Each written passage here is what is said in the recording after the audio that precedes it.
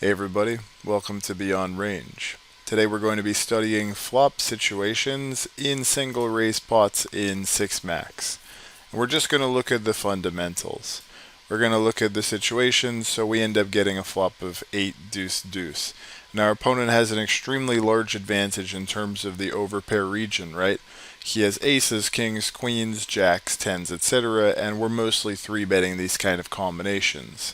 We're also not getting to the flop with hands like king deuce, queen deuce, deuce 3, deuce 4 suited. Basically, we don't have any deuce X, and we do have some pocket eights, so it's a fairly efficient sizing for our opponent to be leveraging his nuts. Now, if we end up calling every single hand in this spot, well, we're just giving our opponent a bunch of EV with his nuts, right? When our opponent is risking 8 to win 6.5, we have to do a whole bunch of folding. This hand is going to pure fold. It's not going to have the equity to continue against a betting range. This would be a very dominated strategy. Now we raised on the button and we're playing against the small blind.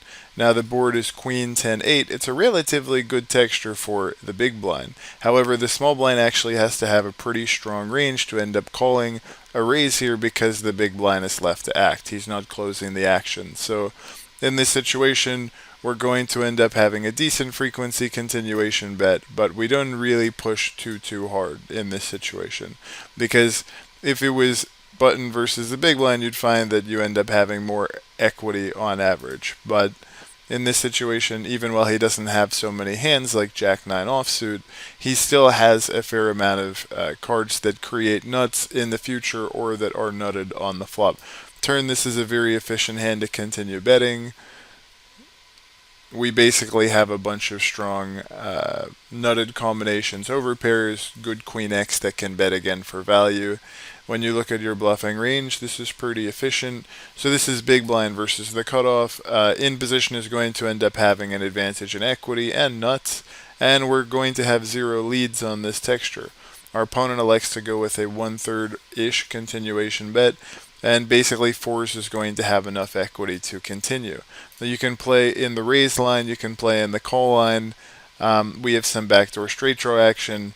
The pocket force ends up improving okay against hands like ace X when it hits a 4.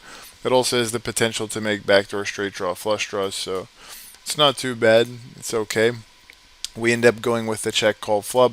The turn goes check check, and on the river, our minimum value is going to end up being some sort of ace, maybe something like king 10 of spades that floated the flop, queen 10 of hearts, etc., which is not going to be doing that well on the flop, but he also doesn't have that many hearts. But the point is that pocket fours here, we actually have a decent amount of showdown because we end up getting to the river with a lot of hands like jack 5 of spades, queen 9 of spades, a fair amount of king highs of hearts, and we also have some deuce X that can bluff stuff like king deuce, stuff like deuce 3, deuce 4, and we're also beating some hands like pocket threes from our opponent, king deuce, and yeah, this is a pretty efficient hand to be checking because basically you just don't have that much value.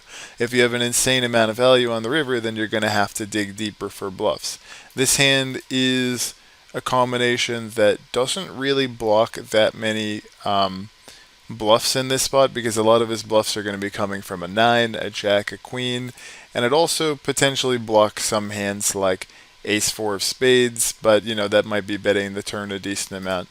Basically, I think this is not the most amazing catcher on the river, and if you wanted to have a check call, you'd be doing a pretty good job just holding an 8 or a deuce as opposed to calling with these two particular cards, because at least when you hold an 8 or a deuce, you're sort of unblocking hands maybe like king 4, 5 4 that are mostly betting the turn, but they wouldn't be horrendous.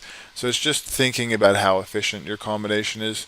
This might be a little bit inefficient to be calling the river, but the thing is just not having a queen or a jack or a 9 is pretty powerful here, and you might not be able to find enough calls if you end up getting to this spot and you're only um, calling your middle pairs and then you're folding everything else. Here the board is ace-6-4, so this is a pretty decent board in terms of equity for the small blind, but you can also see that the 6 is going to interact pretty well with the big blind range, and the 4 is going to interact pretty well with him as well. So out of position is not going to be raising hands like 8-4 suited, but in position we'll be calling those kind of hands. Out of position won't be raising with a hand like 6-3 suited. Sometimes he'll be folding a hand like 10-6 suited. However, in position always continues these. So there's a decent advantage on that. In addition to that, when a 7 comes, when an 8 comes, when a 6, a 5, a 4, a 3, even a deuce comes, basically the big blind is supposed to end up having a few more nuts than out of position. So because of all these future nuts, out of position is not really betting all that often. Now we're facing a small bet, and with hands like ace-6, ace-4 in our position, they're not actually raising that often because basically they just get devalued.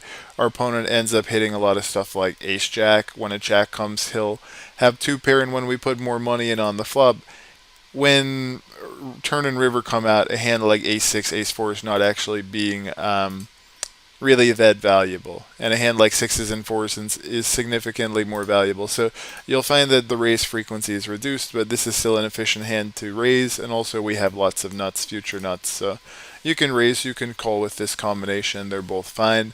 Turn is a hand, or is a card that doesn't really change the narrative, right? So in position is going to have a decent amount of bluffs, but he's also saying, hey, I have ace-6, I have ace-4, I have 4s and 6s, and now 3-5 gets in, but 3-5 would be the suited variety.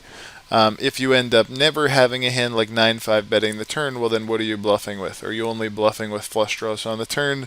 And if you end up betting the turn he calls and you have like a spade river, well, how are you going to have bluffs? In addition to that, when you end up getting a non-spade river, are you just going to give up your spades and then you won't have any bluffs? So you want to think about the totality of your range and how to structure it. This is an extremely efficient combination to be going with the raise. River, it's very hard to find bluffs. Most of our bluffs would have ended up being spades. So how do you find bluffs here? Well, it's not very easy. We're going to go all in. Apparently, at equilibrium, this is not a very efficient hand to be going all in with. I would have liked to stop at that hand and take a look, but we're on to the next one. But I think looking at the mistakes is pretty valuable. One moment, let me try to figure this out.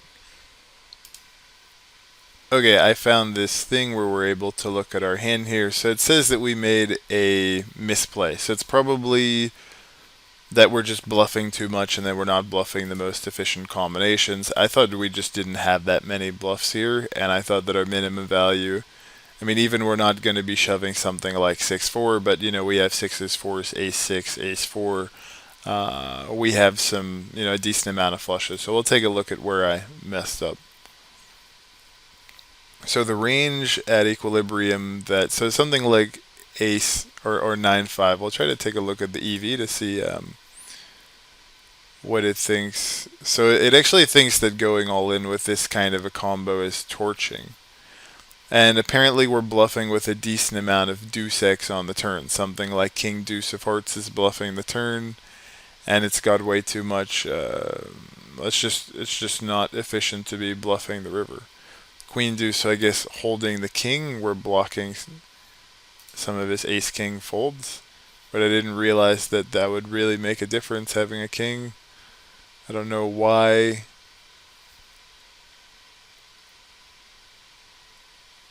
Okay, so the queen is maybe more efficient. We're blocking more of his continues. I don't really know. I don't really like to go so deep into this blockers because obviously you need to be just thinking about the big picture here.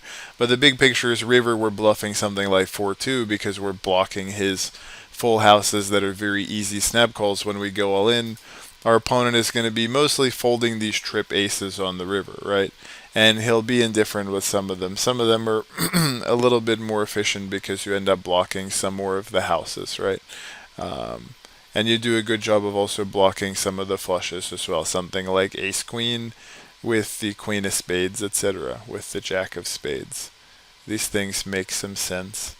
But yeah, apparently we have a lot of bluffs here, and we cannot bluff them. We cannot bluff all that many of them. And yeah. Okay, so we're going to play one or two more hands, and then we're going to continue. So we're playing a single raise pot here, UTG versus the big blind. It's pretty high EV board for the in position player, but at the same time, when you look at hand class 9s would be a decent hand to go with the check back. But basically, the board texture is so good for UTG. He has so much equity, and he has so many strong hands as well, even though the out of position player doesn't have as much equity, but he also has some strong hands, as in like jacks, trip checks. In position just leverages his advantage by putting a whole bunch of money in the bet node, and then out of position just has to fold his weakest stuff. So in position pressures the range by betting a bunch, but the big blind has so many nuts that he's just going to start raising a lot, and then in position needs to defend against that. River, you can't really reopen on the queen with the 9 here. It's a little bit too loose.